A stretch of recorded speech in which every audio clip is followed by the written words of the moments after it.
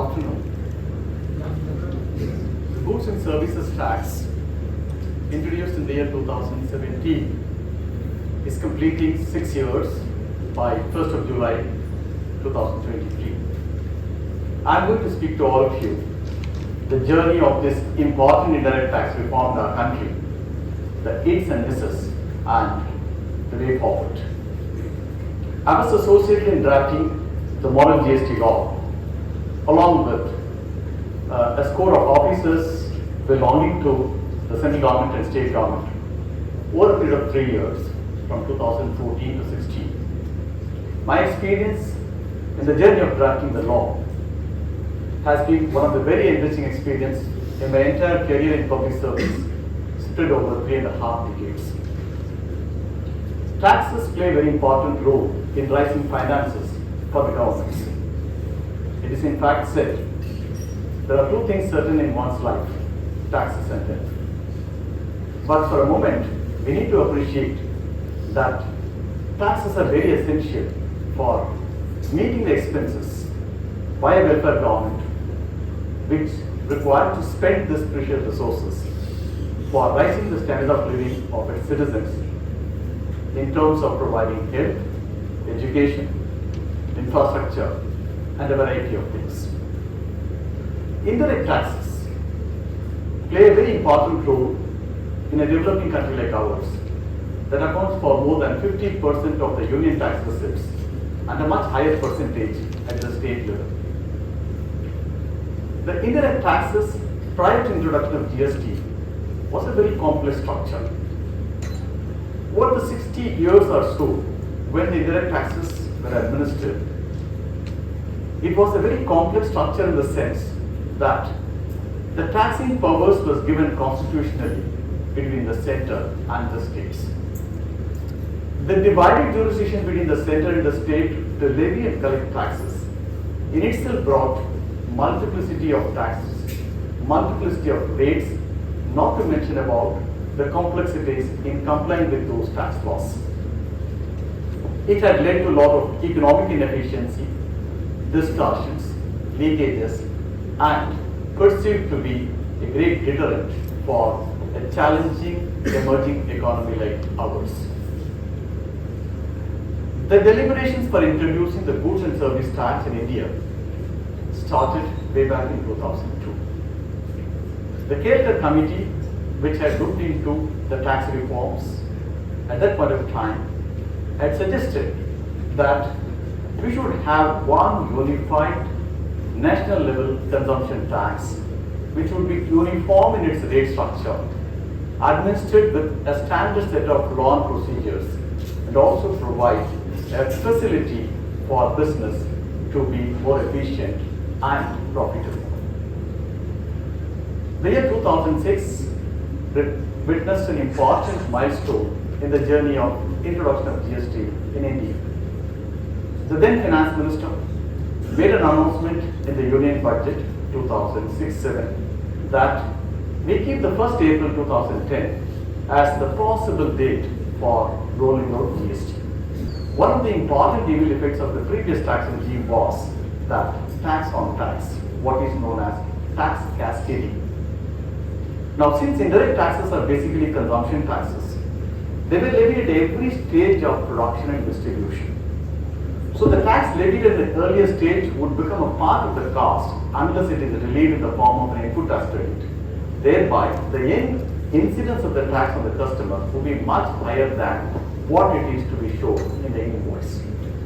Now, this cascading effect led to not only the increase in prices, but also led to a lot of inefficiencies in the supply chain. Now, the third important factor in the pre-GST, which was one of the major limiting factors, was with regard to the internal trade barriers. As I mentioned earlier, prior to the introduction of GST, each state government levied its own taxes. That is, within the jurisdiction of the state, it would have levied a particular type of tax. And thereby, when the goods have to move from one state to another, it would have met with a lot of incidence of tax at the production or origin point. The last factor which also affected the previous indirect tax in India was with regard to the high incidence of tax. Cumulatively, the indirect taxes levied both by the center and the state would amount anywhere between 30% of the product cost, or for that matter, the goods which you and I consume on a daily life. In order to overcome all these deficiencies and the shortcomings of the previous tax regime, the GST seeks to make one unified single tax across the length and breadth of the country, have a uniform law, provide for adequate relief measures in removing the tax cascading, and also bring in an efficient tax system by completely digitalizing the end-to-end process, whether it is in the form of obtaining registration, filing returns, paying taxes, seeking refunds, or resolving the disputes. Now, one of the key objectives in introducing the GST was to overcome those deficiencies and shortcomings in the pre-GST era. But while we drafted the GST law, we only did not look at as is where condition as to how the tax laws were making the business complex. We need to envision how this tax law will address the concerns for a future, a reasonable future, which could be anywhere between 50 to 100 years. So the challenge in drafting the GST law, one of the things was to vision how do we impact the future entrepreneurs and the future business in India to make the production and distribution of goods and services not only competitive within India, globally. So there began the journey of looking into how do we look at the GST as a future. Now, if we look at the history of GST for the last 6 years, the journey of the GST implementation in India is an interesting case study for the fiscal economists all over the world. One, prior to introduction of GST, constitutionally, the state and the center had absolute independent and autonomy to levy and collect taxes on the assigned area, namely the Constitution Schedule 7, List 1, List 2, etc. The first and the fundamental requirement for introducing GST, therefore, was to bring in a constitutional amendment providing the power simultaneously to both the state and the central legislature to legislate upon a subject for levy and collection of goods and services tax. The 101st Constitutional Amendment Act, passed by the Union Parliament and ratified by more than 50% of the state legislatures, finally saw the light of the day somewhere in August 2016.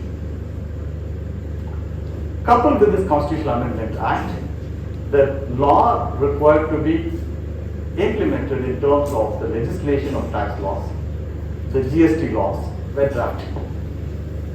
I, as a drafting committee member, along with a number of officials, worked on the draft, as I said earlier, for over 3 years, and brought in the model GST law and put it for a stakeholder feedback sometimes in June 2016. Consequent receipt of number of feedback, the law was revisited and the final version was placed before the Union Parliament somewhere in the month of April 2017. The law got approved by the Parliament, got the presidential assent, and similarly the states have legislated upon the GST laws. And the 1st July 2017 was the date marked for introduction of the GST. Some of you must be remembering that in the central hall of the Parliament, the Honorable President and the Prime Minister on a midnight session had heralded the introduction of GST and also coined as the trust of the destiny for the second time post-independence on 15th August 1947. This heralded economic freedom for the country in the sense that it envisioned creation of a single common market across the country, providing for one single tax to be levied both on goods and services in a manner which will provide a tremendous boost for ease of doing business and also making India possible. In order to make the GST implementation more effective, because it is going to be uniformly administered both by the state and the center, there has to be an overarching body which will provide that type of an impetus to ensure uniformity, and that was the creation of the GST Council. Article 279E of the Indian Constitution that provided for establishment of the GST Council was established sometimes on 16 September 2016. And prior to introduction of the GST on 1st July 2017, it had held innumerable meetings.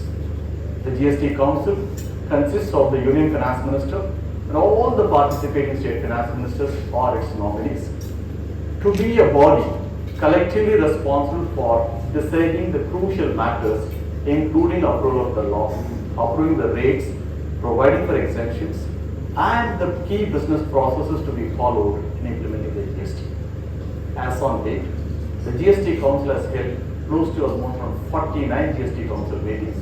The 50th GST Council meeting would be happening by the end of this month. Close to 1,650 decisions were taken in these 49 meetings.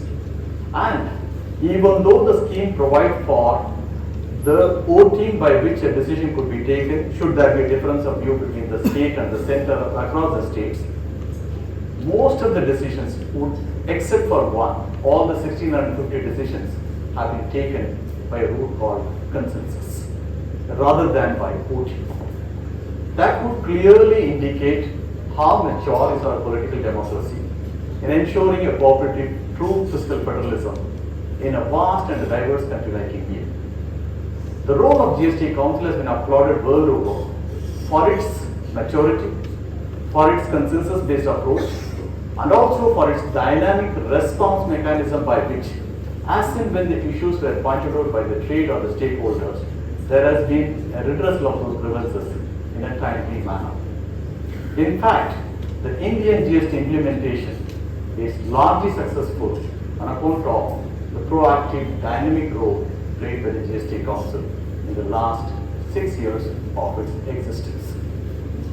The second important factor when we talk about the GST implementation is with regard to the digital revolution which has happened in administering the taxes. The goods and service tax is completely an electronically administered tax in the sense there are no paper filings, there are no manual processes. Entire process is completely automated. Enabling this technology is the backbone called GST network, GSTN. The GSTN, established as a not-for-profit company under the erstwhile Companies Act, Section 25, was owned by the state and the center and the private participation, which had an equity more than 51%. A year ago, this company has been converted into a fully owned government company where both the state and the center have equal ownership. But if you look at the role of GSTN as a common portal, which has addressed the requirements of the taxpayers, the statistics are mind-boggling. At the threshold of introduction of GST, we had a tax base of approximately 65 lakh taxpayers registered in the portal. In the 6 years of its journey, the tax base has gone to 1.42 lakh crore registrants. In this 1.242 lakh crore taxpayers has been an average in a month paying 89 lakh tax returns. The today's monthly average collection of GST in the country is close to almost about 1.55 lakh crore per month. If you look at the automation in terms of providing the e-way bills, an e-way bill is an electronic documentation for tracking the movement of the goods within the state and across the states. Close to 300 crores of e-way bills have been raised in the last 6 years. The GST Council, the GST network also provides for electronic invoice. Close to 300 crores of invoices have been raised from October 2020. These numbers are unmatched when we talk about any other part of the globe where a volume and transaction of this high altitude is anywhere noticed. In fact, the GSTN has got a technical capacity for a concurrency of 3 lakh tax users at any point of time logging in and doing business with this portal. Credit goes to the electronic platform in India that in the 6 years of its existence, not even a minute of downtime has been noticed in the e-way portal. The GSTN portal almost has worked when the ship was in sail, that it was built from 2017 to 19 to stabilize, and today it can very dynamically handle huge number of transactions happening on a real-time basis. The technology not only benefited the taxpayers in terms of complying with the tax laws in a simple and a fair manner, it not only brought in the transparency, efficiency, and accountability to the stakeholders and the community at large, but it also made available humongous data to the government in terms of granularity and the visibility. Today, most of the compliances in the GST, be it in terms of scrutiny, audit, or enforcement, is completely evidence-based and data-driven. The advantage being, it is objective, not subjective, it is not discretionary, but it is basically targeted for better interventions. Now, the third dimension of the GST success implementation is the coordination between the center and the state. As you are aware, the taxes which were either administered by the central government were administered by the officers employed by the central government. The taxes administered by the states prior to GST were administered by the officials of the state. Now, when GST was introduced as a uniform single tax across the country, the question that arose at that point of time, who will administer the taxes? Will center will take over, or will the states will? The implementation of the GST has been one of the very challenging journey.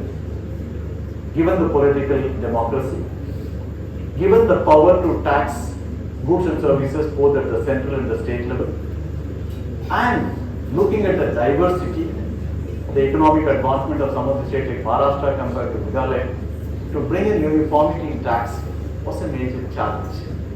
The first 6 years of implementation of GST gives that assurance that notwithstanding the diversity and the vastness of the country, a big reform like this will be achieved thanks to the robust role played by the GST Council in bringing uniformity, the tax technology supported by the GSTN, and above all, a large taxpayer population adopting this important economic reform because it provided a certain amount of efficiency and incentivization for them to pay taxes and play the role of a nation builder.